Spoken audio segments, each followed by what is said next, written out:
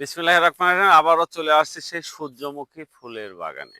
আসলে পৃথিবীতে একটা মাত্র ফুলই আছে যে ফুল শুধু সূর্যের সাথে কথা বলে। আবার বলবেন কেন? সূর্য যেভাবে আস্তে, আস্তে গড়বে এই ফুলটাও কিন্তু ওই দিকেই তাক করবে। চমৎকার একটা বিষয়। সবকিছু আল্লাহ পাকের একটা অনুদান। তা আবারও চলে আসছে সেই সূর্যমুখী ফুল। এই যে আলহামদুলিল্লাহ। এই দেখেন আমার কৃষক ভাইরা অলরেডি কিন্তু যেহেতু ফুল পেকে গেছে, হ্যাঁ? পেকে গেছে ঠিক এইভাবে আ রোদে শুকানোর জন্য। গাছটা কেটে ঠিক এইভাবে তাক করে রাখছে যে রোদে একটু শুকায় যাবে। তারপরে একটা মেশিনজাত করে এটা বের করে ঠিক এরকম দানা হবে। যদি একটু দেখানোর চেষ্টা করি ঠিক এরকম দানা হবে, হ্যাঁ? এটার থেকে কিন্তু তেল হবে। আবার ইচ্ছা করলে কিন্তু খেতেও পারবেন। কারণ আমি নিজেও খেয়েছি।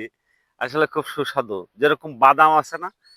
বাদাম যেরকম খুব তেলক জিনিস বা মানে খাইতে খুব স্বাদ লাগে, এটাও কিন্তু তাই। হুম?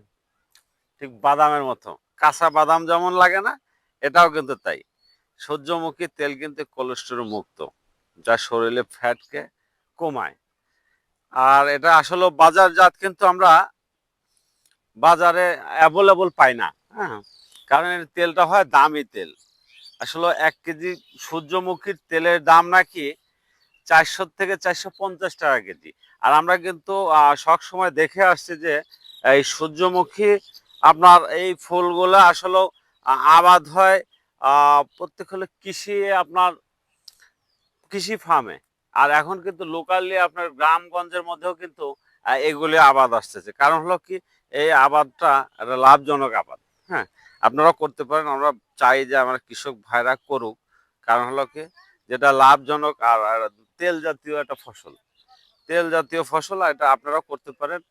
অন্যান্য যেমন ইয়ের তেল করেন আপনার সরিষা বা অন্যান্য সব ইয়ে করেন সরিষা, রাই অন্যান্য ইয়ে করেন তাহলে সেই পাশাপাশি কিন্তু এই সূর্যমুখী আপনারা এটা করতে পারেন। কারণ এটা একটা লাভজনক। আর এই দেখেন আমি আরেকটা এড়াইছি, হ্যাঁ? আমি আরেকটা এড়াইছি আলহামদুলিল্লাহ এটাও খাবো। আর এটা রোদে শুকানোর জন্য কিন্তু শুধু এই পদ্ধতির ব্যবহার করতে হবে। যখন থেকে গাছটা কেটে, হ্যাঁ? তাহলে রোদের দরকার। আপনার বাড়িতে নিয়ে যেতে আপনি ই করতে পারবেন না? হয়তো খালি এর মধ্যে গাঁথে রাখবেন। তাহলে সূর্যের তাপটা কিন্তু পুরাটা ইয়ের উপর পাবে। তবে যখন শুকায় যাবে আপনার ওই যে সরিষা ভাঙানো বা গম ভাঙানো যে সব যন্ত্রপাতি বের হইছে আ ওইটা ওইটার মধ্যে দিলে কিন্তু সব এগুলো এড়ায় যাবে। তো সবাই ভালো থাকবেন।